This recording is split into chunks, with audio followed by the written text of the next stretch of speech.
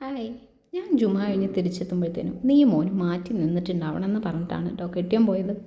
അപ്പോൾ പിന്നെ മൂപ്പര് വരുമ്പോഴത്തേനും മോനെ മാറ്റി ഓനെ ഉറക്കി ഞാനും മാറ്റി നിന്നു കേട്ടോ.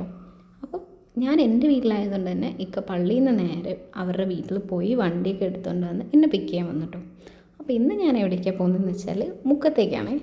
എന്നും ഈ നൈറ്റ് ഇങ്ങനെ പോയി രാവിലെ പുറത്തിറങ്ങാനേ എനിക്കിഷ്ടമില്ല. കാരണം എന്താ വെച്ചാൽ നമുക്ക് കൂടപ്പിറപ്പായിട്ടൊന്നുണ്ടേ മൈഗ്രെയിൻ, അതുകൊണ്ട് തന്നെ. അപ്പോൾ ഇന്ന് നമ്മൾ വന്നിട്ടുള്ളത് മുക്കത്തെ പൈലറ്റിലോട്ടാണ്. എന്തിനാന്ന് വെച്ചാൽ ഈ പാക്കറ്റൊക്കെ കാണുമ്പോൾ തന്നെ നിങ്ങൾക്ക് മനസ്സിലാവുമല്ലോ, സംഗതി അത് തന്നെ. മോന് കുറച്ച് പമ്പേഴ്സ് എടുക്കണം. നമ്മൾ സാധാ കടയിൽ നിന്ന് വാങ്ങുമ്പോൾ ഒന്നിൻ്റെ മുകളിൽ 27 രൂപയാണ്. ഇവിടെ നിന്ന് വാങ്ങുമ്പോൾ ഒരു പമ്പേഴ്സിന് 23 രൂപയുള്ളൂ. അപ്പോൾ അവന് 10 വാങ്ങി. അതാ ഇൻ്റെ സാധനം പിടിക്കാൻ എനിക്കറിയാടാ അബ്ബ എന്ന് പറഞ്ഞിട്ട് ആളെ കയ്യിൽ നിന്ന് മൂപ്പര് സാധനം പിടിച്ച് വാങ്ങിയിട്ടുണ്ട്. അങ്ങനെതാ അവനതെന്തോ വലിയ സംഭവമാണ്. അവൻ സ്ഥിരം കാണുന്നുണ്ട്, എന്തോന്ന് ഉമ്മച്ചി ഒടിപ്പിച്ച് തരുന്നുണ്ട്. അപ്പോൾ അവന് അതും കൈപ്പിടിച്ച് എന്നോട് ടാറ്റയും പറഞ്ഞ് പോയി.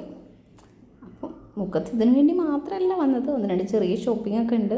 ഒരു ട്രിപ്പ് പോകണമെന്നൊക്കെ വിചാരിക്കുന്നുണ്ട്. അപ്പോൾ അതിന് വേണ്ടി കുറച്ച് ഷോപ്പിങ്ങിനിട്ട് ഇറങ്ങിയതാണ്. ആദ്യം ഇവൻ്റെ ഇത് എടുക്കാമെന്ന് വിചാരിച്ചു. അപ്പോൾ അടുത്ത വ്ളോഗിൽ ബാക്കി കഥകളായിട്ട് എത്താം. ബൈ.